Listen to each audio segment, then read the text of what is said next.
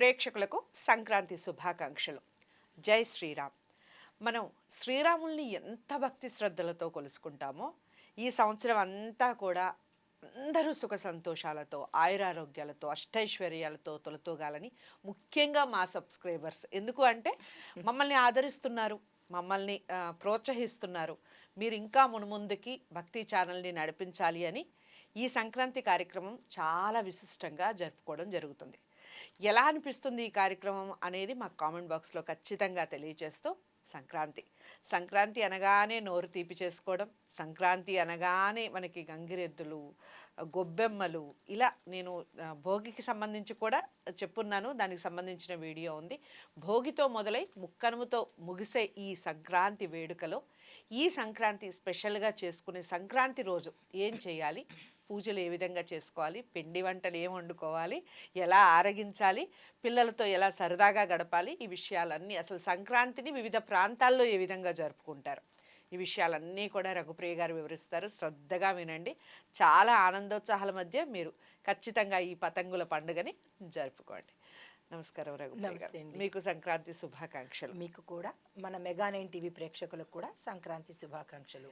ఇక ఈ సంక్రాంతి నాడు ఏం చెయ్యాలి, ఏం చేయకూడదు అనేది వివరిస్తూ, సంక్రాంతి రోజున పూజా విధానం ఏ విధంగా ఉండాలి, నైవేద్యం పరవాన్నానికి సంబంధించిన విశేషాలు, సంక్రాంతి అనగానే మనకి గుర్తొచ్చే రైతుల పండుగ, పంట ఇంటికి వస్తుంది, ఖచ్చితంగా ఆ కొత్త పంటతోనే మనం అన్ని కార్యక్రమాలు చేసుకుంటాం. ఏ ఏ పిండి వంటలు శ్రేష్టమైనవి, ఈ టైంలో ఎందుకు చేసుకోవాలి, అరిసెలు, ఈ విషయాలన్నీ కూడా వివరించండి. తప్పకుండా. సంక్రాంతి అనగానే మనకి సూర్యుడు ప్రతి నెల మారుతుంటాడు. ఇప్పుడు మనకి మకర రాశిలోకి సూర్యుడు ప్రవేశం జరుగుతుంది. ఎప్పుడైతే మకర రాశిలోకి ప్రవేశించాడో దీన్ని మకర సంక్రాంతి అంటారు. అయితే హిందువులు మన ఉత్తరాదిన ఒక రకమైన పేర్లు ఉంటుంది, లోహ్రి అంటారు సిక్కులు వాళ్ళు. అయితే ఇంకొక మహారాష్ట్ర, గోవా ఇటువైపు ప్రాంతాల్లో సూరత్, అస్సామీలు బిహు అంటుంటారు. మనం ఏమంటాం, మకర సంక్రాంతి అంటారు. ప్రాంతాలు వేరైనప్పటికీ కూడా ఆచార వ్యవహారాలు అయితే ఒక్కలాగే ఉంటాయి. ఇది మీరు అన్నట్టు ఇది రైతుల పండగ. కొత్త బియ్యము ఇంటికి వస్తుంది అనమాట, చేతికి వస్తుంది. ఆ పంటతోనే, ఆ బియ్యంతోనే మనము పొంగలిని తయారు చేస్తాము. అందుకే దీన్ని మనం గుర్తొస్తుంది రఘుప్రియ గారు. నేను చిన్నతనంలో మా ఊర్లో పల్లెటూరులో రాసులు పోసేవాళ్ళు, వడ్లన్నీ రాసులు పోసి ఆ సంక్రాంతి ముందే కొత్త బియ్యాన్ని మరకి పట్టించి బియ్యం తీసుకొని వచ్చేవారు. దానికంటూ గోదాములు సోలలాగా ఉంటాయి, వాటిని దంచడము అంతా చాలా చక్కని, ఒడ్లు వేరుగాను, అసలు ఆ ప్రక్రియ అంతా మా పెద్దమ్మ గారి ఇంట్లో ఉండేవి. సంక్రాంతి కంటే అక్కడికి వెళ్ళిపోయేవాళ్ళం అనమాట. చాలా బాగుండేది. ఆ ధర్మాలు అనేది, ఆ ప్రాంతీయత అనేది మనకి ఇక్కడ కొంచెం అంత పల్లెటూరులోనే ఉంది కానీ పట్టణాల్లో అంతగా కనిపించట్లేదు. అయినప్పటికీ కూడా మరలకి పట్టించటాలు ఇవన్నీ లేదు, చక్కగా చేసుకుంటున్నారు. దంచుకోవడాలు రోళ్ళల్లో వేసి అది చేస్తున్నారు, అది పద్ధతి. అయితే అది ఎందుకు చెయ్యాలి అనేది కూడా మనం ఇందులో ప్రస్తావించుకుందాము. అయితే ఈ సంక్రాంతి మనకి తెలుగువారి పెద్ద పండగ. ఈ సమయంలో మనం కొత్త అల్లుళ్ళని, ముందు దక్షిణాయనంలోను ఉత్తరాయణ ముందు ఆ టైంలో మనకి పెళ్లిళ్ళు అవుతూ ఉంటాయి కదా, ఆ పెళ్లిళ్ళు అయినప్పుడు కొత్త అల్లుళ్ళని ఇంటికి పిలవడము, వాళ్ళకి మర్యాదలు చేయడము, పిండి వంటలు చేయడము. ఆ సంక్రాంతి పిండి వంటలు అనగానే మొట్టమొదటిగా మనకు గుర్తొచ్చేది కొత్త బియ్యంతో చేసే పొంగలి, పరవాన్నము, తర్వాత అరిసెలు. చాలా బ్రహ్మాండంగా ఉంటాయి. తెలుగు పిండి వంటల్లో ప్రప్రథమంగా ఉండేది అరిసెలు అనమాట. ఈ కొత్త బియ్యంతో తయారు చేస్తారు. ఇది రైతుల పండుగ. Tasty and very energy, iron. మీరు అరిసెలు తినని వాళ్ళు ఎవరైనా ఉంటే ఖచ్చితంగా తినండి. కాల్షియం, నువ్వులు వేస్తారు అందులో, బెల్లం వల్ల ఐరన్ వస్తుంది, హెల్త్ కి సంబంధించి. సంక్రాంతి సమయంలో తప్పనిసరిగా ఒక్కటైనా అరిసె తినాలన్నమాట. అయితే ఈ పండగ వాతావరణము మనకి 4 రోజులు 5 రోజుల ముందు నుంచే అల్లుళ్ళు అందరూ రావడము, మరదళ్ళు ఆట పట్టించడము, బాయిలర్లలో వేడి నీళ్లు కాగబెట్టడము. ఇప్పుడంటే హీటర్లు వచ్చినాయి, అసలు అప్పుడు రాగి బాయిలర్లో వేడి నీళ్లు కాగబెట్టి ఆ హడావిడే చాలా బాగుంటుంది. పెద్దవాళ్ళందరూ వంటల్లోనూ, ఈ ఆడపిల్లలందరూ బావళ్ళని ఆట పట్టించడము. దాంతో ముఖ్యంగా తెలంగాణ ప్రాంతానికి సంబంధించి సకినాలు కూడా బాగా వ్యాప్తి చెందుతాయి. ఈ టైంలో సకినాలు ఈ కొత్త బియ్యంతోనే కొత్త చేయటం అనేది బియ్యంతోనే చేస్తూ చేస్తారు. ఉంటారు. ఉమ్. అది ప్రాంతీయతను బట్టి ఒక్కొక్క అవును, పిండి అవును. వంటలు ఉంటుంటాయి. ఉమ్. అయితే ఈ అల్లుళ్ళకి బట్టలు పెట్టడము అనేది కూడా మనకి ఈ ఒక సాంప్రదాయము. అవును. ఎక్కడెక్కడ ఏ సమయంలో పెట్టలేకపోయినా సంక్రాంతికైనా బట్టలు పెడతాము. ఎందుకు అంటే ఒక రకంగా ఆ ఇంటికి శుభప్రదం అని చెప్పి, రెండోదేంటంటే మన కూతురుకి అంటే ఆ ఆడపిల్లకి 5వ తనము ఎప్పుడూ ఉండాలని పెట్టే ఆంతర్యము. మూడోదేంటంటే ఇది చిలిపే ఆంతర్యమే. బట్టలు పెట్టి అల్లుడిని కాకా పట్టడం. ఎవ్వరు పడే ఛాన్సే లేదండి. అందరూ అంటే అంటారు కానీ ఆ! అల్లుళ్ళు ఇప్పటికి అప్పటి నుంచి ఇప్పుడు ఇప్పటి స్మార్ట్ వరకు అల్లుళ్ళు. అసలు అప్పటి నుంచి ఇప్పటి వరకు కూడా అవును. అల్లుళ్ళు స్మార్టే. ఏం అత్తలకి ఏం పడట్లేదు ఇప్పుడు అల్లుళ్ళు. ఆ పప్పులేం అది. ఉడకవు. అవునా? ఆ! ఏమో ఉడుకుతాయన్న ఉద్దేశంతో ఏం చేస్తారంటే, పాపం ఈ అత్తామామలు చాలా కష్టపడి అల్లుడికి నచ్చినటువంటి బట్టలు తీసుకొచ్చి, హ్మ్. అంటే హ్మ్. ఇది సరదాకైనప్పటికీ మనకి సాంప్రదాయం అనమాట. ఓకే. అంటే దాని వెనకాల ఆంతర్యం ఏంటంటే, కూతురు సౌభాగ్యవతిగా ఎప్పుడూ కళ్ళ ముందు ఉండాలని. హ్మ్. హ్మ్. ఇదొక ఉద్దేశము. అయితే ఇంకొకటి కూడా ఏంటంటే, మూలనున్న వాళ్ళకి బట్టలు పెడతారు. అంటే హ్మ్. కాలం చేసిన వాళ్ళకి ఓకే. ఓకే. తాత ముత్తాతలు గాని, అత్తమామలు కానీ ఇలా ఎవరైతే పెద్దలు ఉంటారో, హ్మ్. పెద్దలకి కూడా ఈ రోజు వాళ్ళని తలుచుకొని బట్టలు పెట్టే కార్యక్రమం కూడా మనకి హ్మ్. ఆనవాయితీగా హ్మ్. వస్తున్నదనమాట. హ్మ్. ఇది ఆచారాన్ని బట్టి, ప్రాంతీయతను బట్టి వేరే వేరే ఉండొచ్చు. మరీ ముఖ్యంగా మన దక్షిణాదిలో ఎక్కువగా ఇది పాటిస్తుంటారు. రైట్. తర్వాత ఇది ఎందుకు చేస్తారు అంటే గనక ఆహ్, పూర్వం నుంచి అంటే ఒకప్పుడు పల్లెటూర్లలో ఇంత ఫెసిలిటీస్ అవి లేవు కాబట్టి అక్కడి నుంచి తీసుకొచ్చేటప్పుడు ఏవైనా పురుగు పుట్ర ఆహ్, ఇబ్బంది పెట్టడం కానీ, కాటు వేయడం కానీ, పాములు అవిని ఈ పశువుల వల్ల కానీ, లేదా అంటే ఈ క్రిమికీటకాదుల వల్ల కానీ రైతులకు ఇబ్బంది కలగకుండా, ప్రాణహాని కలగకుండా ముందు ఆ పంటని అక్కడ భూమాతకు సమర్పించేస్తారు. హ్మ్. నైవేద్యం పెట్టేస్తారు. పెడితే శాంతించడముతో పాటు మంచి పంటలను ఇస్తూ ఉంటుందన్న ఆనవాయితీతో ఓకే. ఉంటుందన్నమాట. హ్మ్. హ్మ్. ఆ ధాన్యలక్ష్మిని ఇంటికి తీసుకొస్తారు. తరువాత ఇంకొకటి ఏంటంటే ప్రత్యేకత, ఈ సంక్రాంతి రోజు పశువుల్ని కొలుచుకుంటారు ఎక్కువగా. ఓకే. సంక్రాంతి రోజు ఎందుకు అంటే అంటే కనుమ ముక్కనుమ రోజు హ్మ్. కొలుస్తారు. హ్మ్. ఈ సంక్రాంతి నుంచి 3 రోజుల పాటు పశువులకి కృతజ్ఞతగా, హ్మ్. ఎందుకంటే పంటలు పండించడంలో అవి ప్రాధాన్యత ఉంది కాబట్టి హ్మ్. పశువులకి పూజ చేసుకుంటారు. ఓకే. తర్వాత వరుణ దేవుడికి పూజ చేస్తారు, హ్మ్. వర్షాలు సకాలానికి సకాలం పడాలని. ఇస్తాడు అని. హ్మ్. హ్మ్. తర్వాత ఇంద్రుడు, పంటలకు అధిపతి ఇంద్రుడు కాబట్టి హ్మ్. ఇంద్రుణ్ణి కూడా పూజ చేసుకుంటారు రైతులు. ఓకే. తర్వాత సూర్యుడు, వీటన్నిటికీ మూలము ప్రధానమైనటువంటి హ్మ్. సూర్య భగవానుడిని కూడా మనము ఆ రోజు పూజ చేసుకుంటాము. ఓకే.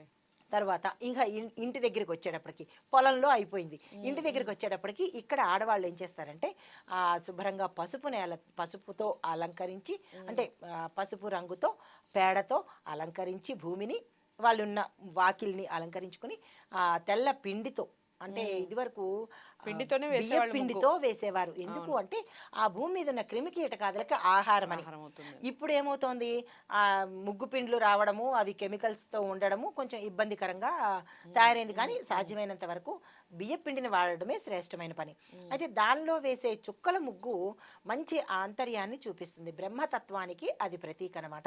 హ్మ్. అంటే ప్రతి ఒక్కళ్ళు కలిసి ఉంటే కలదు సుఖము అని చెప్పడం కోసము. మీరు గమనించారో లేదో, చుక్కల ముగ్గులో మొదట ఎక్కడ మొదలు పెడతామో తిరిగి మళ్ళా అక్కడికే వచ్చి ఎండ్ అవుతుంది. ఓకే. మిగతా హ్మ్. ముగ్గుల్లో ఆ సౌకర్యం ఉండదు. హ్మ్. చుక్కల ముగ్గుకు హ్మ్. మాత్రమే ఉంటుంది. హ్మ్. అయితే ఈ సంక్రాంతి సమయంలో బలిచక్రవర్తి ప్రతి అంటే భూలోకానికొచ్చి ప్రతి ఇల్లు సందర్శిస్తాడు అని వరం ఇచ్చాడు విష్ణుమూర్తి. ఓకే. అందుకని బలిచక్రవర్తి తిరుగాడతాడు కాబట్టి ఆయన చూసిన చూపు, అంటే ఆయన చూపు పడిన ఇల్లు సమృద్ధిగా మళ్ళా మనకి సంక్రాంతి వరకు సమృద్ధిగా ఉంటుంది.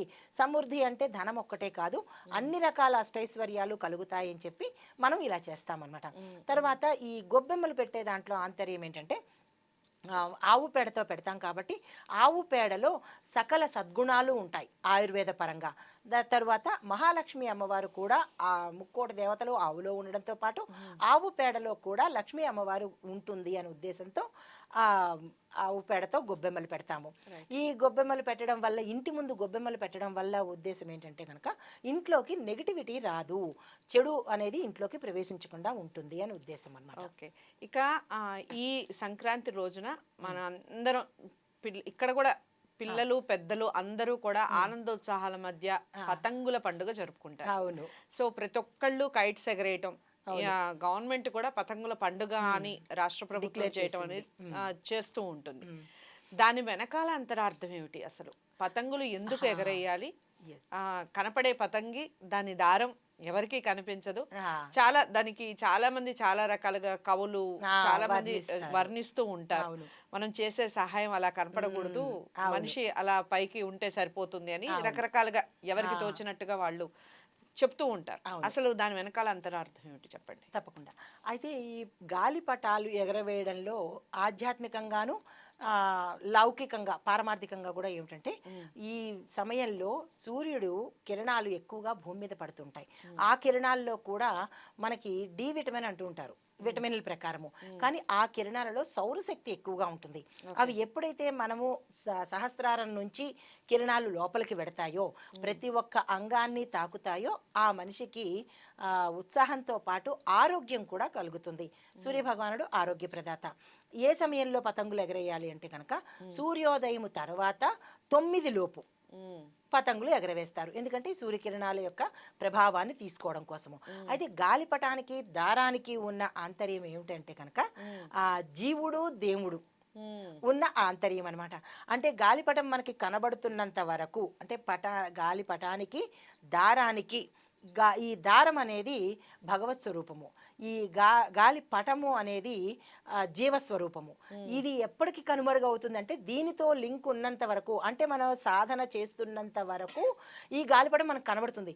ఎప్పుడైతే సాధన మితిమీరిపోయి, అంటే ఆ సాధన సక్సెస్ అయినప్పుడు జీవుడు దేవుడు ఒకటే అయ్యి ఇంకా ఇందులో లీనమైపోయి దేవుడు అనేది కనబడదు.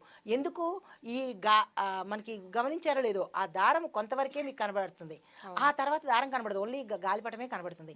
అంటే ఈ దేవుడు అనేవాడు ఈ జీవుడు శరీరంలో అంతర్లీనమైపోయి ఉంటాడనమాట. ఇంకా అప్పుడు ఈ రెండిటికి అభేద్యము అని చెప్పడం కోసము ఈ గాలిపటాలది. అయితే మన ఈ సామాజికంగా చెప్పుకున్నట్టయితే ఈ గాలిపటాల పండుగతో మనకి ఏదో పాట కూడా ఉంది, రజనీకాంత్ గారి పాట. అయితే ఈ గాలిపటాల పండుగ రోజు పిల్ల పెద్ద తారతమ్యం లేకుండా అందరూ సరదాగా ఎగరేస్తారు. దానిలో కాంపిటీషన్స్ కూడా పెడుతుంటారు. ఈ గాలిపటాలు ఏ దిక్కున ఎగరేయాలి, ఏ దిక్కున పడితే ఆ దిక్కున ఎగరేయడానికి కాదు, దీనికంటూ ఒక దిక్కు ఉంటుంది. అదేంటంటే పడమర కానీ దక్షిణం వైపు కానీ ఈ గాలిపటాలను ఎగరవేస్తారు. ఎందుకంటే మనము ఆపోజిట్ సైడ్లో డైరెక్షన్లో కనుక గాలిపటాలు ఎగరవేస్తే మనకు ఆ రెండు వైపుల నుంచి, పడమర వైపు నుంచి దక్షిణం వైపు నుంచి వచ్చిన గాలి వల్ల మనకి శ్వాసకోశ వ్యాధులు పోతాయి, అంటే ఆయుర్వేద పరంగా. తర్వాత ఇంటర్నల్గా మన ఆర్గానిక్స్ అన్నీ, అంటే లోపల ఉన్న పార్ట్స్ అన్నీ రిజునవేట్ అవుతాయి. అంటే ఈ చలికాలంలో ఇన్నాళ్ళు మందంగా స్తబ్దుగా ఇబ్బందులు పెట్టినవి ఈ టైంలో అంటే యాక్టివ్గా ఉంటాయి, సక్రమంగా పనిచేస్తాయి, బ్యాక్టీరియా చనిపోతుంది అనమాట. అయితే పటాల వెనకాల ఇంత ఆంతర్యం ఉంది. దీని తర్వాత గాలిపటాలు అయిపోయిన తర్వాత ఏం చేస్తారు? కిందకి, అంటే మేడ మీద గాలిపటాలు ఎగరేసిన తర్వాత కిందకి వచ్చి స్వీట్ తినాలి. అవునా? కిందకి వచ్చి స్వీట్ తినాలి. ఈ విషయం నాకే తెలియదండి ఇంతవరకు. ఎందుకు స్వీట్ ఎందుకు తినాలి? తప్పకుండా.